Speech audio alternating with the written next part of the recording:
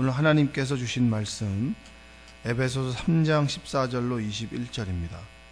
에베소서 3장 14절로 21절 함께 교독하겠습니다. 이러므로 내가 하늘과 땅에 있는 각 족속에게 그의 영광의 풍성함을 따라 그의 성령으로 말미암아 너희 속사람을 능력으로 강건하게 하시오며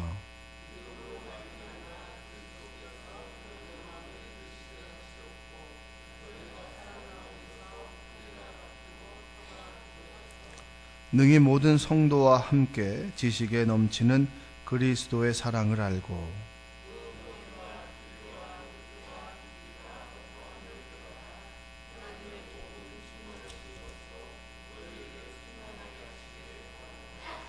우리 가운데서 역사하시는 능력대로 우리가 구하거나 생각하는 모든 것에 더 넘치도록 능히 하실 이에게 교회 안에서와 그리스도 예수 안에서 영광이 대대로 영원 무궁하기를 원하노라. 아멘. 오늘도 하나님의 크신 은혜가 여러분의 삶 가운데 함께 하시기를 주님의 이름으로 축복합니다. 자, 바울이 감옥에 있는 에베소 로마 감옥에서 에베소 교인들에게 이렇게 믿음의 권면의 이야기를 하고 있습니다. 그리고 에베소서는 교회가 무엇인가, 그리고 교회 위에 역사하시는 예수 그리스도에 대해서 계속 이제 이야기를 해주고 있습니다. 자, 14절 이후에 보면은 내가 하늘과 땅에 있는 각 족속에게 이름을 주신 아버지 앞에 무릎을 꿇고 비노니 라고 얘기합니다. 여러분, 그리스도인들은 날마다 매 순간 무릎을 꿇을 수 있는 사람이어야 합니다. 저는 그 굴복이라고 하는 것이 참 중요하다라고 생각을 하는데, 그래서 남자들은 군대 생활을 하지 않습니까? 그렇죠? 군대 생활을 하다 보면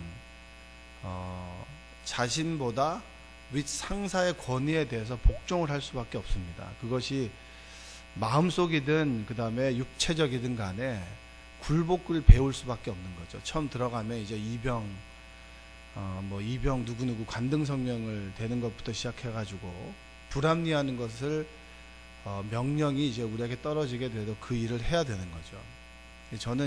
저도 군대 갔을 때 군대를 그렇게 가기 싫어했는데 하나님께서는 저의 마음을 아는지 그렇게 고생하는 부대를 저를 보내주셨는데 거기서 참 많이 고생을 했던 것 같아요.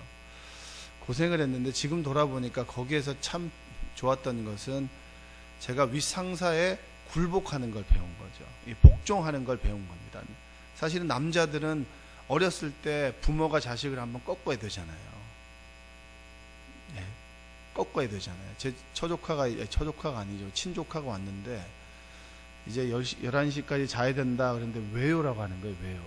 너 이리 와봐. 왜요? 거든요. 외삼촌이 얘기하면 네 알겠습니다. 알았어요? 이러는 거예요. 알았어요가 아니라고 알겠습니다라고. 울릉도에 가서 알았어요 하라고. 여기서는 알겠습니다라고. 제가 일부러 이제 막 강하게 가르쳤거든요. 그러니까 이제 뭐 아빠가 없으니까, 니네 아빠가 없으니까 이제 내가 이제 대장이니까 가르쳤는데 가르치고 싶었어요. 왜냐면 어렸을 때 부모의 권위에 순종하고 부모의 권위에 무릎을 꿇을 수 있다라고 하는 것에 대해서 아이들은 체득을 해야 됩니다. 여러분, 그리스도인들은 날마다 매 순간 내 스스로 무엇인가를 하려고 하는 그런 마음과, 그리고 예수님 앞에 복종해야 된다라고 하는 그 마음사이에서 늘 갈등을 하는 것이 우리들입니다. 그래서 무릎을 꿇는다라고 하는 것은 무릎을 꿇고 기도하겠습니다라고 하는 이 물리적인 무릎을 얘기하는 것뿐만이 아니라 내 마음의 자아가 주님 앞에 꺾여지는 것이 바로 무릎을 꿇다라고 하는 것입니다. 설교 준비를 하다 보면 내 지식으로 뭔가를 자꾸 하려고 할 때가 있습니다. 그러면 뭔가 풀어지지 않는데 그 순간에 깨닫게 되는 것이, 아, 그렇구나. 성령의 인도하심을 믿자. 이것이 뭐냐면 무릎을 꿇는 거예요. 여러분이 어떤 일을 할 때, 계획할 때 내 힘으로 내 계획대로 되어지면 다 좋겠지만 우리의 삶이 그렇지 않습니다. 그럴 때 내 인생을 주관하고 그리고 내 인생을 인도해 가시는 분이 주님이시다. 할렐루야. 그것을 믿고 그분의 예수님의 주권 앞에 내가 모든 것을 굴복하는 것이 무릎을 꿇다라고 하는 것이죠. 여러분, 여러분의 삶 가운데 매 순간 무릎을 꿇는 은혜가 있기를 바랍니다.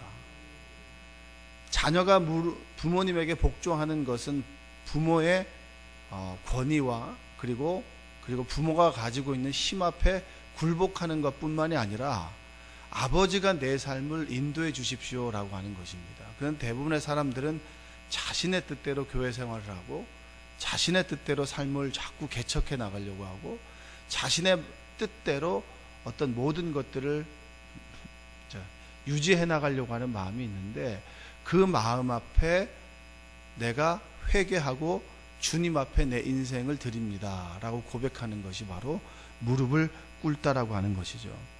여러분, 예수님의 권세가, 우리는 원래 예수님의 자녀가 아니었습니다. 하나님의 자녀가 아니고 마귀의 자녀였고, 그리고 영적으로 죽은 자입니다. 에베소서 2장 1절과 2절에 보면 영적으로 죽은 사람이 우리의 모습이죠. 그런데 죄인이고, 죄인의 삭은 뭐죠? 죄의 삭은 죽음이죠. 죽음 이후에는 뭐가 있습니까? 심판이 있는 겁니다. 원래 이게 도식이에요.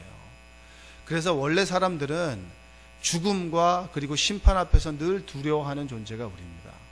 그런데 예수님께서 십자가의 죽으심으로 구원의 길이 열린 거죠. 구원의 길이 열렸다라고 하는 것은 모든 사람 앞에 그 구원의 길은 있지만 그 길을 걸어갈 수 있는 사람, 그리고 걸어가지 않는 사람은 우리가 선택할 수 있다라고 하는 겁니다. 그랬을 때 굴복한다라고 하는 것은 뭡니까? 내 삶의 길은 죽음이요 심판이지만 주님께서 보여주신 생명의 길은 바로 생명이고 영생이다라고 하는 것을 믿고 내 뜻을 굴복하고, 그리고 주님께서 내 인생을 인도해 주십시오, 그것을 고백하는 것이 바로 무릎을 꿇다라고 하는 겁니다. 여러분, 무릎을 꿇는 은혜가 있기를 바랍니다. 고집 피우지 말고 자존심 피우지 말고 하나님의 마음을 가지고 하나님의 마음을 깨닫고 그분의 길을 걸어가는 여러분들 되시기 바랍니다. 이 무릎을 꿇는 것은 내가 인생에 몇 번 되는 순간이 아니라 매 순간, 내가 매일매일, 오늘 오면서도 여러분 어떤 걱정과 근심을 가지고 있습니까? 우리는 걱정과 근심을 가지는 그것을 배우진 않았지만 날마다 근심과 걱정이 우리에게 찾아와요.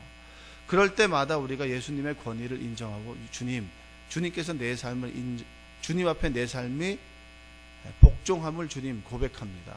주님께서 내 인생을 인도해 주십시오라고 고백하는 사람들이 그리스도인입니다. 여러분, 그리스도인 되시길 바랍니다. 날마다 물리적인 무릎뿐만 아니라 여러분의 마음을 정말 주님 앞에 복종하고 의지를 꺾고 입술을 꺾고 생각이 꺾여지는 여러분들 되시기 바랍니다. 그래서 인생의 어느 순간에 좌절을 경험한다거나 인생의 어느 순간에 정말 벽이 찾아온다거나 그때 비로소 우리가 의지를 꺾지만 그 꺾임으로 인해서 날마다 주님께 내 삶을 복종한다면 주님께서 내 인생을 주관하실 줄로 믿습니다. 우리 고백합시다. 내가 주님 앞에 무릎을 꿇습니다. 자, 16절을 한번 읽어보겠습니다. 그의 영광의 풍성함을 따라 그의 성령으로 말미암아 너희 속사람을 능력으로 강건하게 하시오며. 자, 무릎을 꿇는 이에게 성령께서 역사하심으로 우리를 다루시는데 우리의 속사람을 다루십니다. 우리의 인격이 달라진다는 것입니다. 고린도후서 4장 16절에 보면 그러므로 우리가 낙심하지 아니하노니 우리의 겉사람은 낡아지나 우리의 속사람은 날로 새로워지는도다. 할렐루야. 여러분, 그 예수 믿기 전과 후과 여러분의 인격이 달라지고 계시는 걸 느끼나요? 예수는 믿는데 예전하고 똑같으면 이건 뭔가 잘못 믿고 있는 거예요. 하나님을 믿는데 하나님으로 인해서 변화되지 않는다. 여러분, 좋은 사람을 만나면 좋은 사람의 모습을 자꾸 닮아가게 되지 않습니까? 그리고 여러분 주변에 좋은 사람이 있으면 그 사람을 자꾸 만나고 싶어 하지 않나요? 제 주변에도 참 좋은 사람이 많이 있어요. 좋은 사람이 많이 있고 좋은 사람과 대화하다 보면 참 필요 없는 얘기까지 막 하게 되고, 그리고 자꾸 함께 있고 싶고, 그리고 좋은 에너지를 공급받게 되는 것이죠. 또 그 사람이 가지고 있는 좋은 인격을 좀 닮아가게 되는데, 저는 어떤 사람을 좋아하면 벼락치기를 잘하는 사람을 좋아해요. 여러분 주변에 벼락치기 잘하는 사람 있나요? 저는 이 벼락치기가 되는 성격이 아니에요. 미리 준비가 돼야 돼요. 미리 준비가 되고, 마지막엔 시험 보기 전날에는 그냥 다 해놓고 한번 훑어봐야지 성적이 나오지, 아무것도 안 하다가 마지막 저녁에 하면 완전 그 시험은 망치게 됩니다. 그러니까 제가 가지고 있지 않은 것을 가지고 있는 사람, 여유 있게 하다가 마지막에 집중력을 발휘하는 사람을 전 좋아하는데, 그런 사람과 대화하다 보면 좀 나와 다른 것이 있기 때문에 좀 많이 닮아갑니다. 우리 주변에는 나와 다른 것을 가지고 있는 사람들을 이제 주변에 있으면 그 사람을 닮아가지 않습니까? 하나님은 어떤가요, 여러분에게? 하나님과 만나면 여러분들이 뭔가 닮아가나요? 그분의 모습을, 또 그분의 말씀을 통해서 여러분의 인생의 어떤 목표가 달라지나요? 성령께서 우리가 예수님을 인정한다라고 하는 것은 예수님께서 내 중심에 들어오신다라고 하는 겁니다. 이제까지 내 인생이 성공이었다면 성공이 아니라 하나님의 영광으로 바뀌어지는 것입니다. 주님의 이름이 드높아지는가 드높아지지 않는가. 지난주 토요일 날 우리가 청년부와 성경 공부를 하다가 이런 얘기를 했어요. 죄다 아니다, 이것이 어떻게 구분할 수 있느냐. 그러니까 성경을 기준으로 하면 된다는 거죠. 성경으로 기준으로 하면 되죠. 살인하지 말라, 이건 너무나 구분이 쉽습니다. 그런데 이 사람에게 좋은 말을 해야 되나, 그 다음에 이 사람을 정말 사랑해 줘야 되나 안 해줘야 되나 라고 하는 것은 겉으로 드러나지 않지만 내 마음은 안다는 거죠. 그때 기준이 뭐냐, 이것이 하나님께서 기뻐하시는가 기뻐하시지 않는가. 이 중간에 이 두 가지를 보면 하나님께서 기뻐하시는 것은 우리가 해야 되는 것이지만, 하나님께서 기뻐하시는 것을 하지 않는다, 그것은 죄가 될 수 있다. 그러니까 예수님을 믿으면서 죄의 기준이 더 엄격해지고 더 세밀해짐을 우리가 느낄 수가 있는 것이죠. 그 말은 성령께서 우리의 마음속에서 생각과 마음과 입술을 주관하신다라고 하는 겁니다. 그것을 뭐냐면 우리의 인격을 다루신다라고 하는 거죠. 가장 실망하는 게 뭡니까? 여러분, 많은 사람들이, 자녀들이 부모의 믿음 때문에 교회를 떠나는 사람들이 많아요. 제 주변에도 내 엄마처럼 믿으면 내가 교회를 다니지 않겠다고, 엄마처럼 그렇게 기복적으로 늘 구할 것만 구한다면 내가 예수를 믿지 않겠다고 얘기하는 사람이 많이 있습니다. 물론 전 그 사람도 문제가 있다고 생각해요. 사람이 성격이 다르고 그리고 인격의 성숙함이 다르듯이 예수님을 믿는 어떤 양태도 다른데, 그걸 가지고 뭐 내가 이 사람 때문에 믿지 않겠다라고 하는 것도, 그 사람도 어린아이와 같은 믿음이지만 우리의 인격 때문에 예수님을 믿지 않는다면 여러분, 우리는 큰 죄를 짓고 있는 거예요. 내가 저 사람처럼 예수를 믿는다면 내가 정말 교회를 다니지 않겠다고. 여러분, 그 말 듣지 않는 여러분들 되시기 바라요. 나로 인해서 실족해서 예수님을 떠나게 한다라고 하는 거, 그것만큼 여러분 하나님 앞에 득죄하는 일이 없다라고 하는 거예요. 그래서 그리스도인들은 날마다 입술에 족쇄를 채우는 사람들이에요. 그리고 생각에 족쇄를 채우는 사람들이고 내 마음에 족쇄를 채우는 사람들이에요. 모든 것이 가하나 모든 것이 유익한 것이 아닙니다. 여러분, 예수 믿는 사람도 술 마실 수 있죠. 어떤 독일에서는 물보다 술이 더 싸다고 하는데, 그러면 이 상대적인 것이죠. 그러나 그 술이라고 하는 것이 어떤 사람에게는 넓은 신앙이라 괜찮다라고 하지만, 어떤 사람에게는 술로 인해서 상처가 있는 사람에게는 술 이꼴 마귀가 될 수 있는 거예요. 그러면 그 사람 앞에서는 술을 먹지 않는 것도 내 자유를 제한하는 것이 뭐냐면 바로 그리스도인의 행위라고 하는 겁니다. 인격이라고 하는 것이죠. 바울이 자신을 변명하고 자신을 변호하면 감옥에 갇히지 않을 수도 있지만, 내가 예수님의 영광을 위해서 감옥에 갇혔다, 그것조차 바울에게는 영광이 될 수 있다라고 하는 겁니다. 자신에게 허용된 모든 것들을 다 하는 것이 그리스도인의 미덕이 아니라, 주어진 10가지가 있지만 이 10가지를 다 하지 않는 것도 하나님 앞에서 영광이 될 수 있다라고 하는 것이죠. 여러분, 예수님을 믿음으로 예수님께서 여러분의 인격을 만져주실 때 여러분이 다루어지는 은혜가 있기를 주님의 이름으로 축복합니다.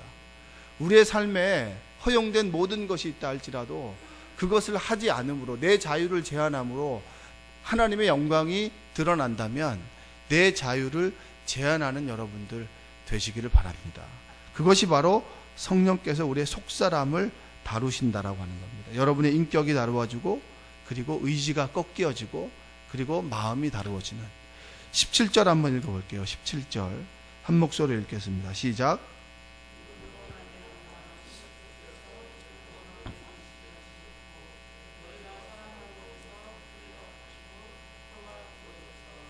자, 전 참 바울이 이상한 것이 감옥에 갇혀 있으면서 그리스도의 사랑, 그리고 하나님의 사랑, 그 얘기를 참 많이 해요.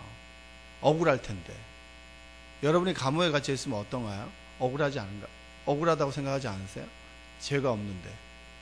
죄가 있어도 억울하다라고 얘기하는 판에 죄가 없이 감옥에 갇힌 사람이 그리스도의 사랑을 얘기한다. 여러분과 저도 그랬으면 좋겠어요. 목표를 좀 그렇게 잡았으면 좋겠어요.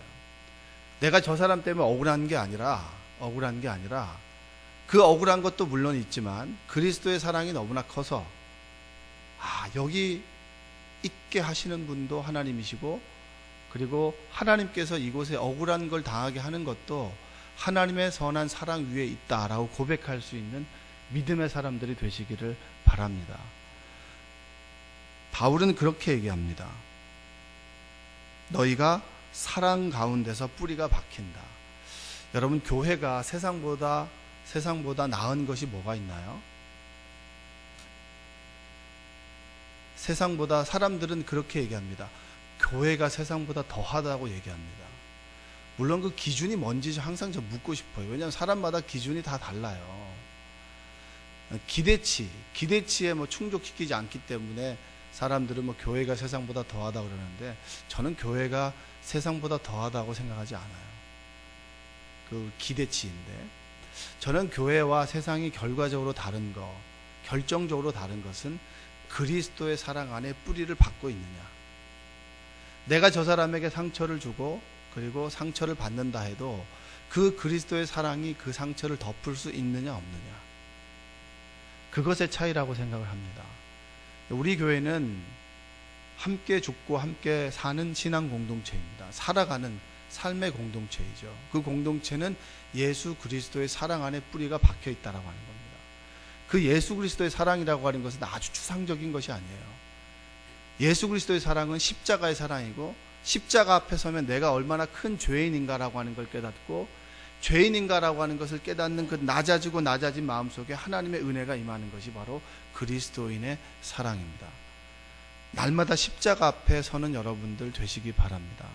십자가는 그냥 슬프고 힘들 때 기억하는 것이 아니라, 날마다 십자가 앞에 서면 내가 얼마나 큰 죄인인가, 내가 얼마나 어리석고, 그리고 내가 얼마나 부족한 사람인가라고 하는 것을 깨닫고, 어떻게 이런 나에게 하나님의 사랑을 부어주십니까? 어떻게 내가 이런 복 가운데 살아갈 수가 있죠? 하나님, 제가 뭘 그렇게 잘했다고 저에게 이렇게 명예를 주십니까? 그리고 제가 뭘 그렇게 잘했다고 이렇게 사랑스러운 가족을 주십니까? 여러분, 돈을 주고 큰 집을 살 수 있어도, 그리고 돈을 주고 정말 좋은 침대를 살 수 있어도 단잠을 주시는 분은 하나님입니다. 아무리 좋은 집에 살아도 가족 간의 행복을 줄 수 있는 분은 바로 하나님이라고 하는 거예요. 그 하나님의 사랑 앞에서 늘 감사하고, 내가 뭐라고 하나님께서 이렇게 큰 사랑을 주시고 구원을 주시고 이렇게 좋은 집까지 주십니까? 이게 뭡니까? 그리스도의 사랑, 그리스도의 십자가의 터 위에 서 있는 사람들의 믿음의 고백이라고 하는 겁니다. 여러분, 늘 감사하십시오. 늘 감사하는 은혜가 있길 바랍니다. 주어진 것에 감사하고, 좋은 교회에 있음에 감사하고. 대부분의 사람들은 늘 부족한 것을 바라보지만, 여러분, 내가 어느 순간에 내 입술이 자꾸 불평과 불만을 얘기하면 우리는 십자가에 서 있지 않은 거예요. 하나님과 등지고 있는 겁니다. 그럼 다시 돌아와야 돼요. 절대 그것을 용인하면 안 돼요. 불평과 불만을 용인하지 말고, 내가 예배 가운데 멀어진 내 삶의 모습을 절대 용납해서는 안 돼요. 그건 절대 행복한 모습이 아니고 그리스도의 사랑 위에 터를 닫고 살아가는 모습이 아니라고 하는 겁니다. 여러분, 오늘 하루 살아갈 때 은혜 아래 거하고 하나님의 십자가 위에 거하는 여러분들 되시기 바랍니다. 그리고 오늘 매 순간 어떤 일을 할 때, 어떤 결정을 해야 될 때 주님께서 내 삶을 인도해 주십시오. 나는 내일 일을 모릅니다. 나는 앞으로 어떤 일이 생겨야 될지 모릅니다.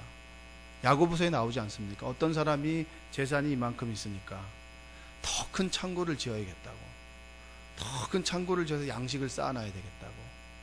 그럴 때 우리의 인생을 뭐라고 얘기합니까? 우리의 인생은 안개와 같다라고. 내일 일을 모르는데 우리는 창고를 짓는 어리석은 사람들이 바로 우리 인간들이라고 야고보서는 얘기하고, 톨스토이도 그 얘기 하잖아요. 사람이 무엇으로 사는가. 내일 죽을 신사가, 귀족이 1년 동안 신어도 튼튼한 가죽 구두를 만들어 달라고. 그런데 주의 천사가 볼 때는 저 사람 내일 죽을 건데 1년을 신을 구두를 만드네. 그 어리석은 사람들이 우리라고 하는 거예요. 그것이 바로 주님의 십자가 앞에 섰을 때 어리석음을 깨닫고 우리의 한계를 깨닫고, 그래, 내가 오늘도 주님 의지하지 않으면 살아갈 수 없지. 내가 내 다음의 순간이 어떤 순간인지 모를지라도 지금 이 순간 예수 그리스도의 십자가 위에 서고 그분의 사랑 안에 서고 그분께서 나의 인생을, 나의 마음을 다루어 가신다 라고 하는 그 주권을 믿고 나아갈 때 우리의 삶에 하나님의 귀한 역사가, 홍해가 갈라지고 그리고 마른 뼈에 생명이 돋아나는 역사가 여러분과 저의 삶 가운데 함께한 줄로 믿습니다. 오늘도 승리하며 살아가는 여러분 되시기를 주님의 이름으로 축복합니다. 기도하겠습니다. 사랑해 주님 감사합니다. 삶의 어려운 문제와 그리고 삶의 어려움 가운데, 죄책감 가운데, 풀어지지 않는 숙제 가운데 이 새벽에 나와 기도하는 성도들 가운데 주님 십자가 보혈의 능력을 부어 주시옵소서. 우리가 날마다 가야 될 곳은 주님이 십자가를 지었던 골고다 언덕이요, 내가 주님 앞에 부서지고 깨어졌던 바로 야복 강가이며 그리고 베델인 줄로 믿습니다. 아버지 하나님, 오늘 나의 삶을 주관하시고 인도하시고 함께 하셔서 하나님의 선하신 역사와 그리고 하나님의 인도하심을 깨닫고 고백하는 귀한 하루가 되도록 주여 도와주옵소서. 나의 의지, 내 자존심, 내 고집이 주님의 십자가 앞에서 꺾여지는 은혜가 있기를 원합니다. 광야의 삶을 살아가는 우리 성도들의 삶 속에 만나를 주시고 매출하게 은혜를 주시며 떼약볕에 구름 기둥의 은혜를 주시고 캄캄한 밤 어디로 갈지 몰라 두렵고 떨리는 상황 가운데 있을 때 불기둥의 인도하심의 역사가 있기를 원합니다. 하나님, 우리의 삶을 인도하시고 함께하여 주시옵소서. 또한 육신의 질병과 마음의 슬픔과 그리고 마음의 부담을 가지고 있는 성도들이 있습니까? 자녀의 문제, 그리고 부부간의 문제, 그 경제적인 아픔으로 힘겨워하고 아파하는 이들이 있습니까? 아버지 하나님, 위로하시고 소망 주시고 해결해 주시옵소서. 내가 아무것도 갖지 않고 주님 앞에 행복했고 주님 한 분만으로 감사했던 그때로 돌아가도록 주여 도와 주옵소서. 오늘도 온전히 주님께 우리의 인생을 맡깁니다. 예수님의 이름으로 기도합니다. 아멘. 우리